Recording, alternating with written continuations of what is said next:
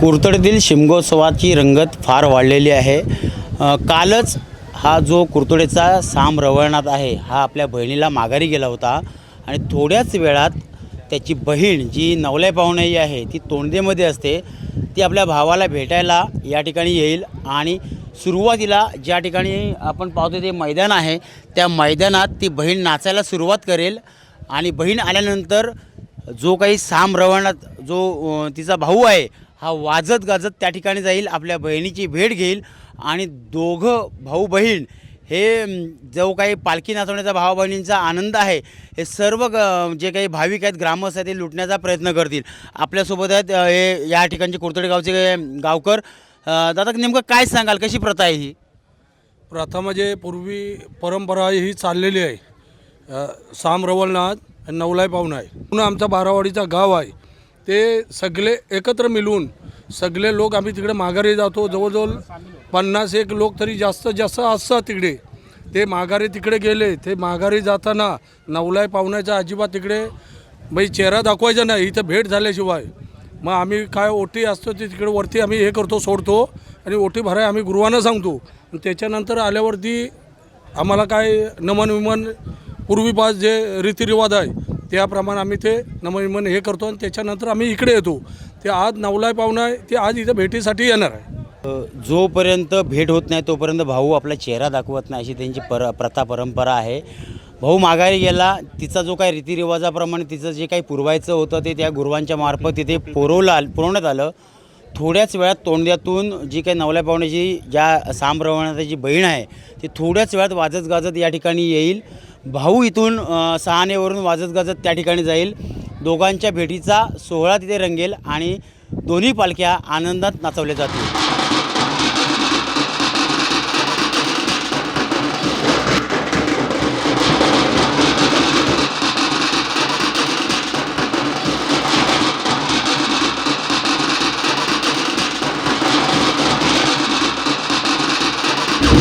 श्री साम रवळनाथ हा तोंडेतील आपली बहीण नवलाई पाहुणाई हिला माघारी गेला होता आणि ते माघार पण स्वीकारून आत्ता नवलाई पाहुणाई आपल्या माहेरी आलेले आहे आणि त्या तोंडे गावचे जे काही ग्रामस्थ आहेत ते सोबत गावकरी आहेत, मानकरी आहेत, होत आहेत ते आपल्यासोबत आहेत। काय सांगाल? आता ही जी पारंपरिक जी भेट आहे ही आमच्या पिढ्यानपिढ्या चाललेला विषय आहे। आता कुरतडे गाव आणि तोंडे गाव, कुरतडे गावचा रवळनाथ आणि आमची तोंडे गावातली नवलादेवी या बहीण भावाचं नातं आहे। आमची नवलादेवी मोठी नात्याने आहे, बहीण आहे आणि हा आमचा रवळनाथ कुरतडचा हा भाऊ आहे। हा त्यांची वर्षातून एक वेळाही भेट होते। आणि अजून काय परंपरा आहे, म्हणजे वर्षातून एकदा भाऊ जातो, भाऊ तिथं आल्यानंतर काय रीतिरिवाज असतात? रीतिरिवाजाप्रमाणे जे काही आमची नवलाई या भावासाठी शेलाने पगडा घेऊन येते आणि हा रवळनाथ आमच्या देवीसाठी नवलाईसाठी साडी चोळी घेऊन येते, असा हा मान आहे।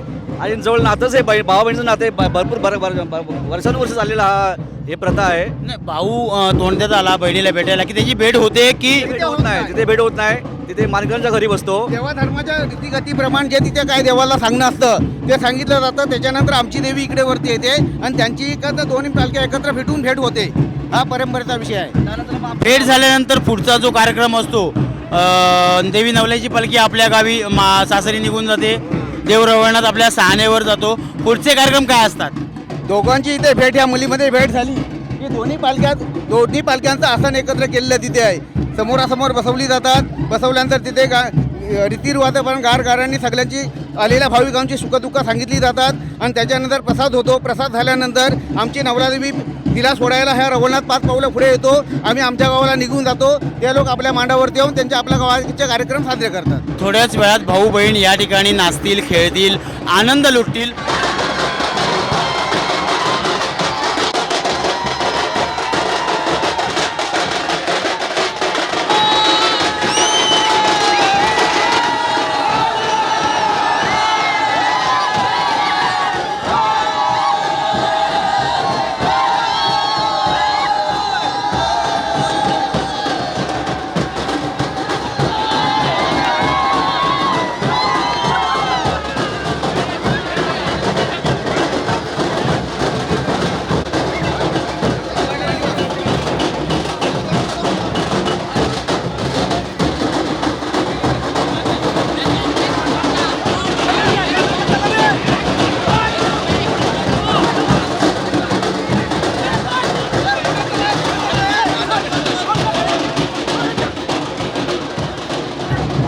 गावामध्ये आज साम रवळनाथ आणि नवलाई पाहुणा जी तिची बहीण आहे, या दोन्ही भावा बहिणींची भेट झाली.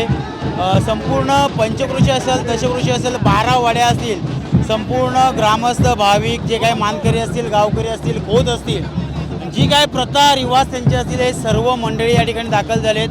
आपण पाहू शकतो आपल्या पाठीमागे या ठिकाणी दोन्ही पालख्या आनंदाने खेळतायत, नाचतायत, तरुणही आपला आनंद लुटते. आणि ह्या जागी जी पूर्वापार जी प्रथा परंपरा चालत आले त्याबद्दल आपण जाणून घेणार आहोत. आपला सांबर रवळनाथ आणि नवलाई पावणाई हे म्हणजे आमचं कुर्तडे गावाचं सांबर रवळनाथ आहे. नवलाई पावणाई हा तोंडे गावाचा आहे. हा दोन्ही गावांनी एकत्र नांदावं ह्या दृष्टीने ही भेटीची योजना आहे. आणि याच्यात आध्यात्मिक महत्त्व जर म्हटलं तर याच्यात धनी रवळनाथ आहे तिथलं खरं असतं, त्या दोघांची एकमध्ये एक जुळणी होते आणि दोन्ही गावांना त्याचं सुख समाधान लागतं. अशा प्रकारचं आध्यात्मिक महत्त्व पण ह्याला लाभलेलं आहे. ही परंपरा अनेक वर्षापासून चालत आलेली आहे.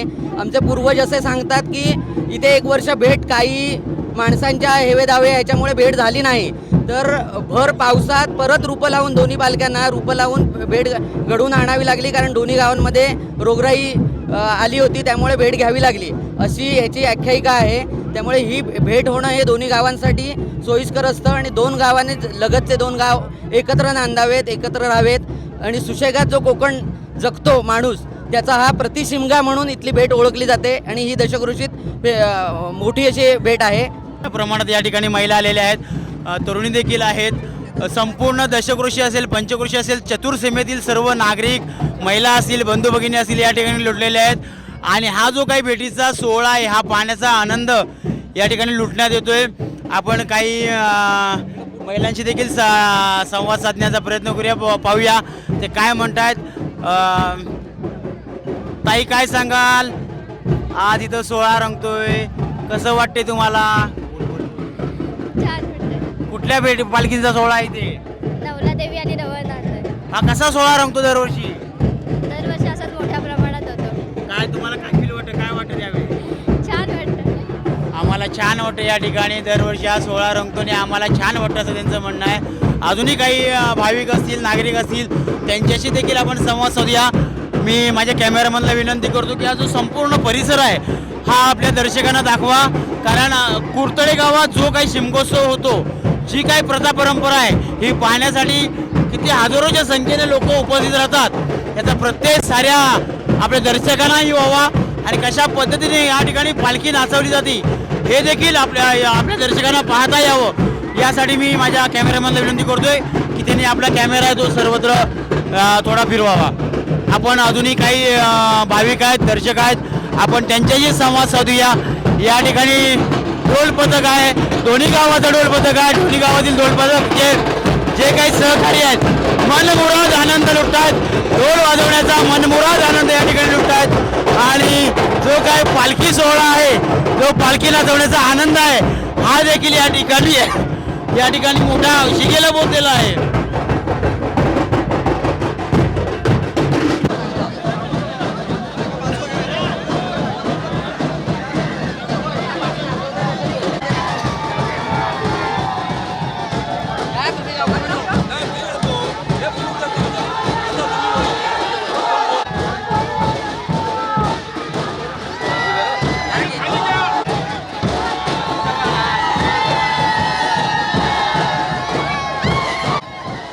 कुर्तडे येथील साम रवळनाथ असो किंवा त्याची बहीण नवलाई पाहुणे असो तोंड येथील दोन्ही भावा बहिणींच्या भेटीचा सोहळा या ठिकाणी रंगला. आपण पाहू शकतो माझ्या पाठीमागे दोन्ही पालख्या नाचत आहेत आणि ही जी प्रथा आहे की एकाच वेळी दोन्ही पालख्या खांद्यावर घ्यायच्या आणि नाचवायच्या, एकही पालखी खाली ठेवली जात नाही, एकाच वेळी दोन्ही पालख्या नाचवायच्या असतात अशी प्रथा आहे.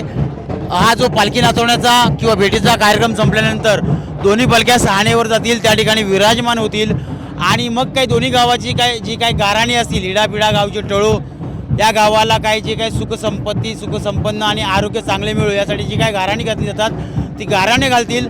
आणि त्यानंतर जी माहेर वैशिण या ठिकाणी आलेली असते नवलाई पाहुणा ही आपल्या सासरी म्हणजे तोंडे या गावी रवाना होईल.